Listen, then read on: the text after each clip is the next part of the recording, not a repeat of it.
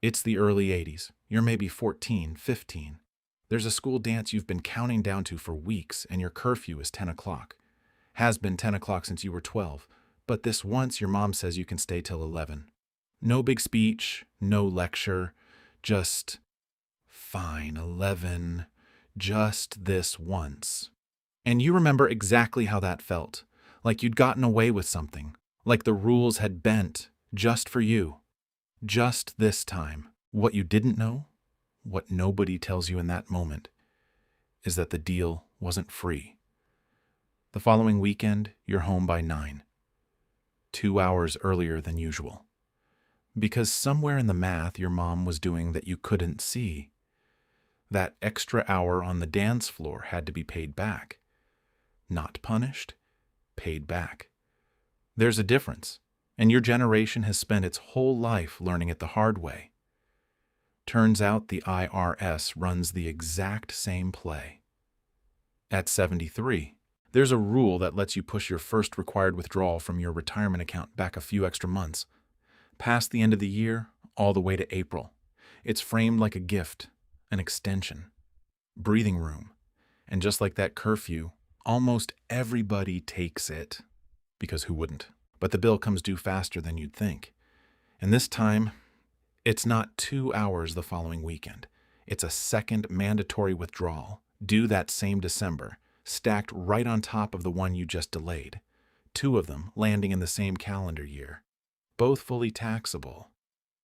We're going to walk through exactly how that happens, what it actually costs in real numbers, and, more importantly, what to do if you're the one holding that April deadline right now. One honest note before we go further. I'm not a lawyer or a CPA, and nothing here is personal financial advice. This is just the stuff our generation was never handed in school, never handed at the bank, never handed anywhere.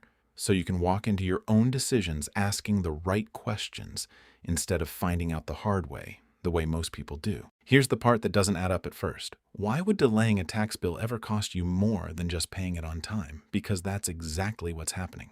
The IRS lets you take your very first required withdrawal, what's called an RMD, a required minimum distribution, as late as April 1st of the year after you turn 73.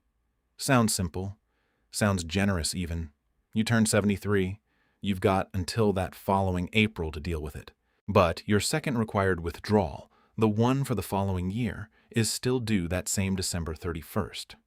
Same as it always would have been, delay or no delay. So if you take the gift, you don't get one bill that year. You get 2, both counted as ordinary income. Both landing in your tax return at the same time, like 2 paychecks arriving on the same day when you were expecting one. And the reflex to take that extension isn't a mistake. It's the same instinct that's gotten your generation through plenty. Don't leave anything on the table. Take the extra time when it's offered. It's just that this once, the extra time isn't extra. It's borrowed. And we're about to show you exactly what it's borrowed against. Let's put real numbers on it because this is where it stops being abstract and starts being your actual situation. Say you turned 73 sometime in 2025.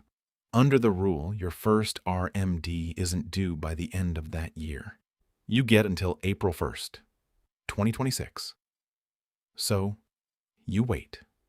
Why wouldn't you?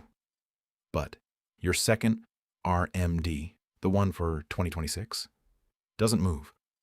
It's still due by December 31st, 2026. Same year as the one you just took in April.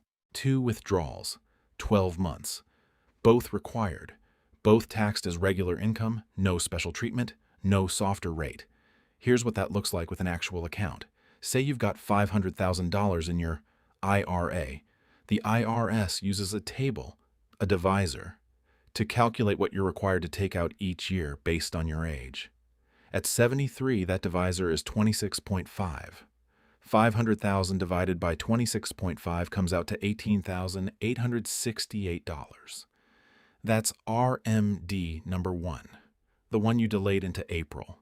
By the time RMD number 2 comes around, you're 74. The divisor drops slightly to 25.5, which actually pushes the withdrawal a little higher. $500,000 divided by 25.5 is $19,608. Add those together, and you've pulled $38,476 out of that account in a single calendar year. Every dollar of it taxable, when in any other year you'd have only pulled the one. That's not a typo on your tax return. That's the delay, working exactly as designed, just not in your favor. And here's the thing I keep noticing. Sitting with people who've gone through this, nobody calls it a tax increase. Nobody sends a letter that says, heads up, this is going to push you into a higher bracket. The IRS doesn't have to. The math just quietly does the talking. And by the time you notice, the withdrawal's already happened. If you've already taken that April extension, if you're sitting there right now with one RMD done and a December deadline still ahead of you, tell me in the comments. Because what we're about to walk through next is exactly what that stacked income does to the rest of your return. And it doesn't stop at the IRA. Now, here's where it compounds. Because that stacked income doesn't just sit by itself on your return. It lands right on top of whatever else you've already got coming in, your Social Security, your pension, anything else. And Social Security has its own quiet trap built in. The IRS decides how much of your Social Security gets taxed using something called combined income. Basically, your regular income plus any tax-free interest plus half of your Social Security benefit. And here's the part almost nobody knows. The thresholds that decide this haven't moved since the 1980s and 90s. For a single filer, the first threshold is $25,000. The second is $34,000. That one's been sitting there, untouched, since 1993. For a married couple filing jointly, it's $32,000 and $44,000, not adjusted for inflation, not once, in over 30 years. So, when that second RMD pushes your income up, you're not just adding $1 of taxable income for every dollar you withdraw. In that phase-in zone, every extra dollar can pull in another 85 cents of Social Security that suddenly becomes taxable too. People who've run the numbers on this call it the tax torpedo. And in that zone, your effective tax rate on each additional dollar can run as high as 40%, even though you're sitting in what looks like a 22% bracket. Let's make it concrete. Say you're single, you collect $24,000 a year in Social Security, you've got a $20,000 pension, and now you're adding two stacked RMDs of $18,000 each. That's $80,000 in combined income for the year. Without those two RMDs landing together, a good chunk of your Social Security might stay untaxed, or only the smaller 50% tier kicks in. With them stacked together, you're very likely pushed past both thresholds. And now up to 85% of your Social Security benefit gets pulled into taxable income on top of everything else. That's the part that catches people off guard. You didn't get a raise, you didn't change your lifestyle, you just took the extension you were offered, and the math behind the scenes did the rest, and that's just this year's bill. There's a second one waiting 2 years down the road, and it's the one almost nobody sees coming. Here's the part that really catches people, because it doesn't show up this year. It doesn't show up next year either. It shows up 2 years later on a bill you'd have no reason to connect back to this. Medicare premiums aren't based on your current income. They're based on your income from 2 years prior. So that stacked income from 2026, the one created by taking the April extension, doesn't affect your Medicare costs in 2026 or 2027. It shows up in 2028. 2 full years after the decision that caused it, on a bill that by then you've probably stopped thinking about entirely. And this isn't a gentle, gradual increase either. There's a threshold. For a single filer in 2026, it's $109,000 in income. For a married couple filing jointly, it's $218,000. And if your income crosses that line by even $1, you don't pay a little extra. You get bumped into the next surcharge tier for the entire year. No phase-in, no partial adjustment.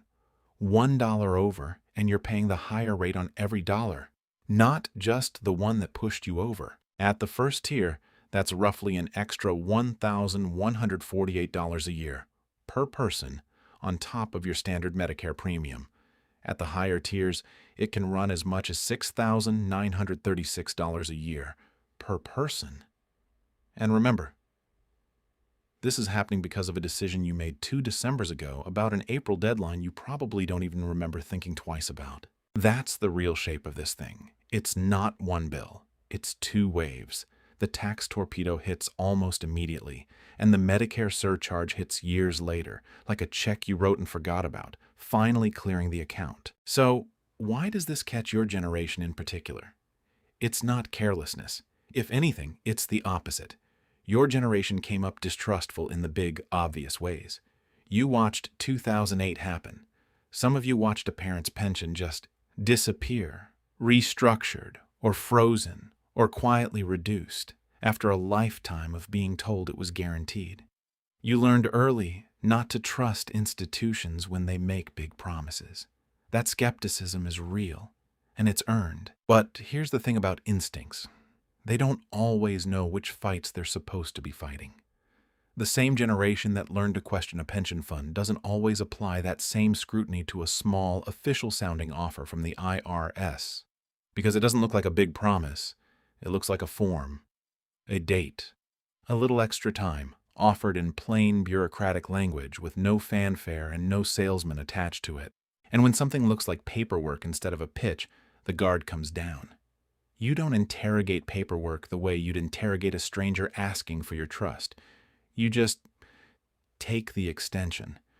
Because it's the IRS, not a bank, not an advisor with something to sell you. It feels neutral. It feels safe. That's not a flaw in how your generation thinks about money. It's the same sharp instinct that's protected you plenty of times before.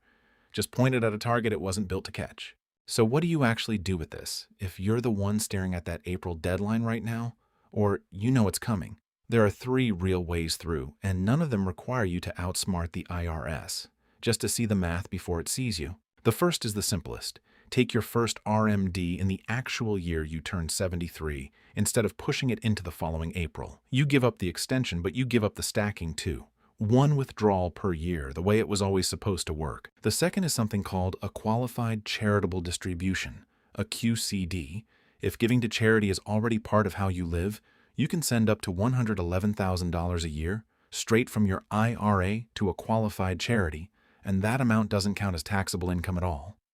It comes off the top of your RMD before the math even starts. One catch worth knowing: this only works from an IRA, not a 401k. If most of your money's sitting in an old 401k, you'd need to roll it into an IRA first for this option to apply. And the third is something a lot of people start years earlier, almost as a quiet act of foresight, converting some of that traditional IRA into a Roth in the years before 73. It costs you something in taxes now, but it shrinks the pile that future RMDs get calculated from permanently. And here's a piece almost nobody's caught up on yet. Since 2024, Roth 401ks don't require any RMDs at all during your lifetime. If you've got an old Roth 401k sitting somewhere from a job decades back, that rule changed, and it might be quietly working in your favor already without you knowing it. None of this is about distrust. It's about reading the fine print, which, if we're honest, is something your generation has been doing your whole life. Nobody handed you a manual. You built one yourself, the hard way. 1 curfew, 1 layoff, 1 fine print clause at a time. This is just one more page in that same book. If you're sitting on that April deadline right now, or you know someone who is, tell us where you are in this. Did you take the extension without knowing what it stacked up to? Did you catch it in time? That's the kind of thing our generation needs to be talking about out loud, not finding out about alone 2 tax seasons later.